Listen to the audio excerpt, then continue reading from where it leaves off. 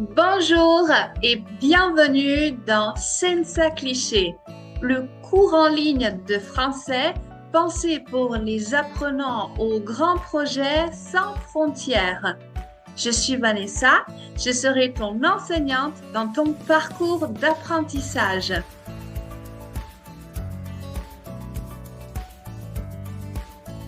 Non mais j'y comprends rien du tout. Bon, j'ai pressé sur le bouton play, j'ai lancé la vidéo, bien sûr en français. J'ai pourtant mis les sous-titres et je n'ai rien compris du tout. Si toi aussi tu as finalement envie de te détacher de la langue du grammaticalement correct pour enfin comprendre ce qu'écoutent véritablement les francophones dans leur quotidien, tu es à la bonne place.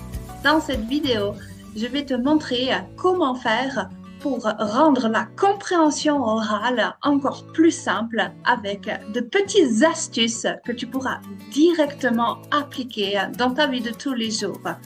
Allez, viens, suis-moi, c'est parti. Je t'accompagne dans cette vidéo pour t'aider, même face à un contenu complexe, à mettre en place de petits réflexes, des automatismes qui vont t'aider à mieux comprendre le discours en général.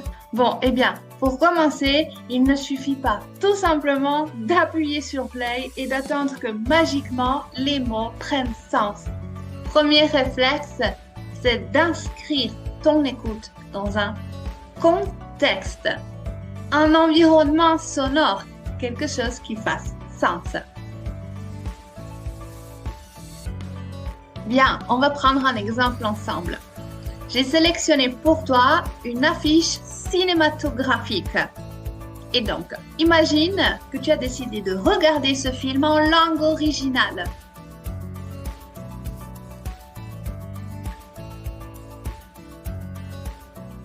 Déjà, de penser à de nombreuses hypothèses avant même d'avoir enclenché le film. Et donc, je suis sûre que ton cerveau est déjà en train de travailler. C'est ce qu'on appelle les champs lexicaux. Tout ce qui est autour de cette image va rassembler des mots du vocabulaire que tu connais ou même que tu utilises déjà pour t'exprimer en français. Ok, poursuivons l'activité. Je te demande de te munir d'un stylo et d'un bloc-notes et je vais te demander de penser à tous les mots ou les expressions qui te viennent spontanément en tête en regardant cette affiche.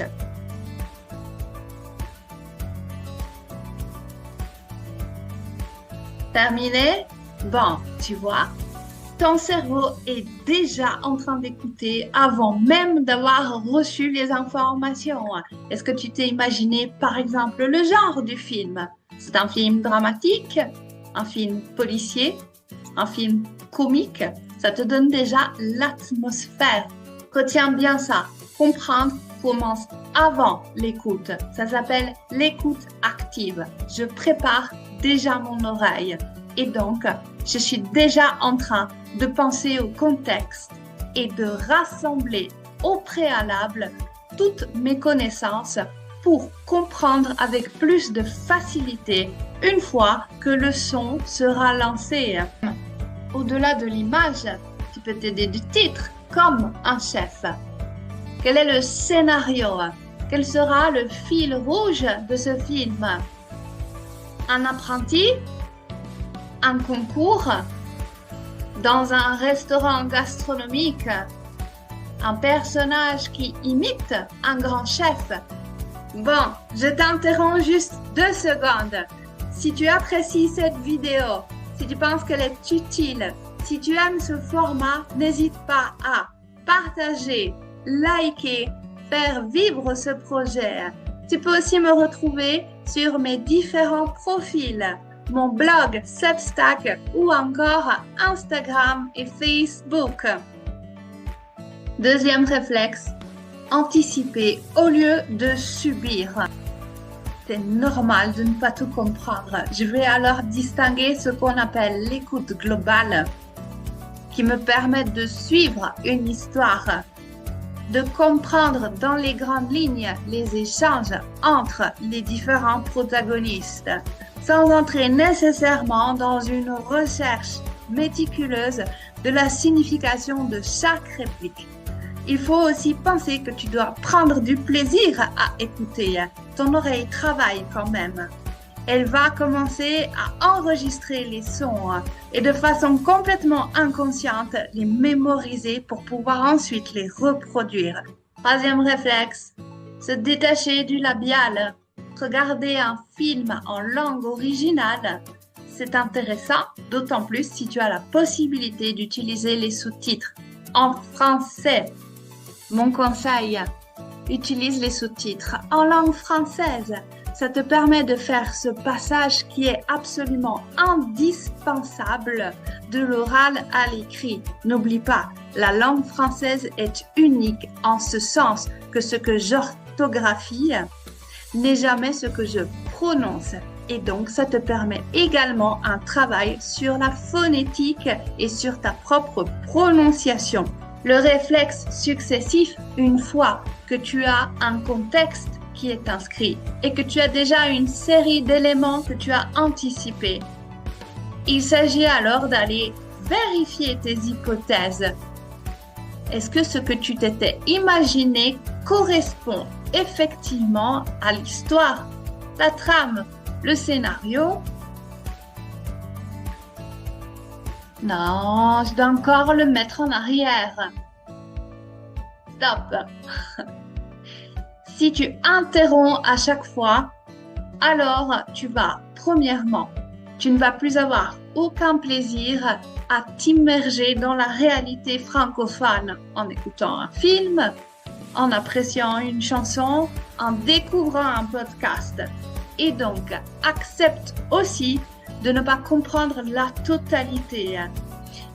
Ça te permet également de te fixer un objectif de compréhension orale, un but à ton écoute. Je suis désolée, mais le multitâche, ça ne fonctionne pas. C'est ainsi.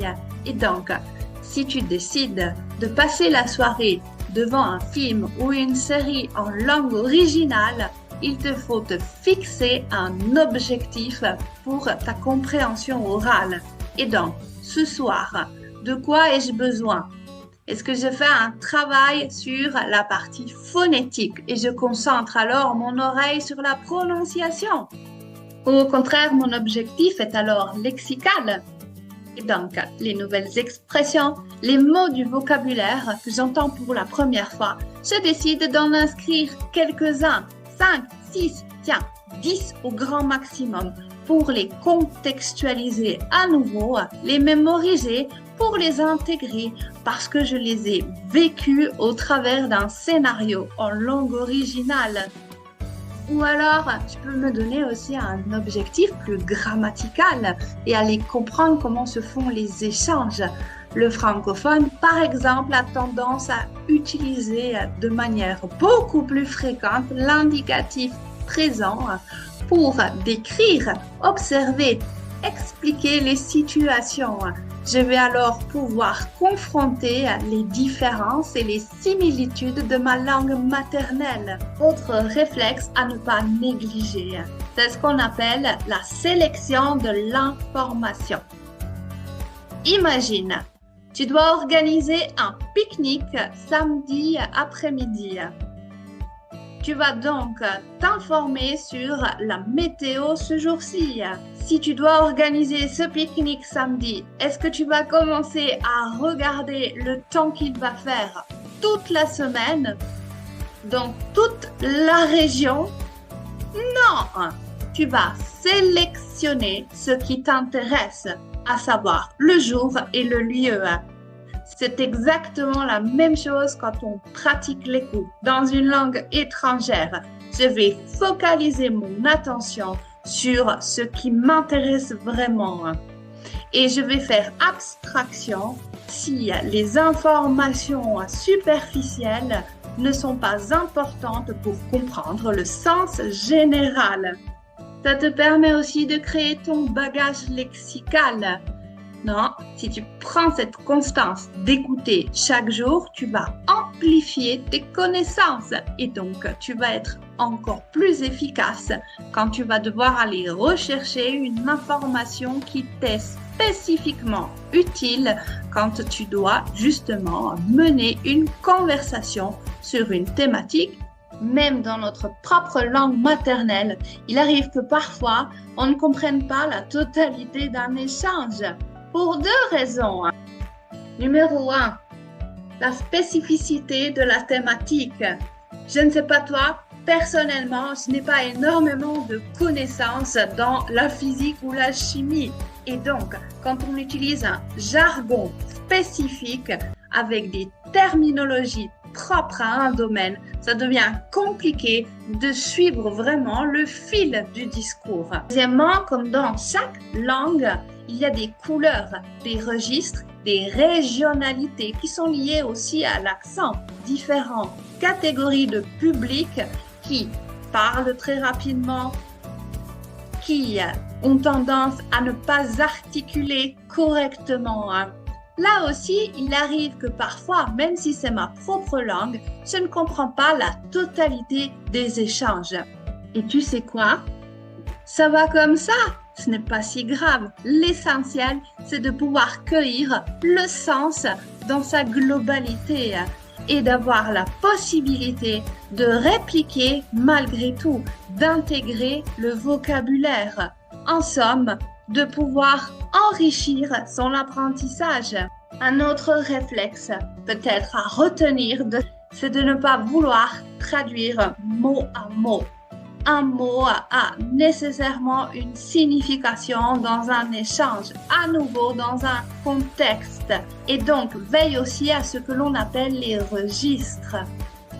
Un mot qui, dans un registre formel, a une signification, dans un registre plus familier, on aura un autre. Par exemple, la boîte. La boîte, au sens propre, c'est un récipient. La plupart du temps, en aluminium. On parle alors d'une boîte de conserve, d'une boîte à biscuits, etc. Mais la boîte, dans un registre familier, en argot, ça peut signifier si bien la discothèque ou tout simplement l'entreprise. Je travaille pour la boîte XY. Tu vois, l'importance du contexte. Bon, en somme, récapitulons ensemble. Quels sont ces réflexes à appliquer dès maintenant pour améliorer ton écoute? Préparer son écoute activement. Anticiper les contenus. Contextualiser. Ne jamais traduire mot à mot. Prêter attention au registre de langue.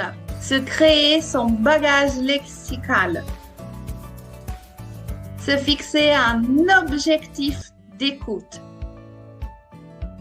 Tu sais quoi? Celle-là, je ne l'ai pas compris non plus. Et au fond, on s'en fiche. C'est pas grave. Parce qu'un jour, presque sans t'en rendre compte, le français va devenir plus familier. Ton oreille va s'habituer à ces sons, au débit, aux échanges. En bref, tu vas commencer à vraiment te faire l'oreille.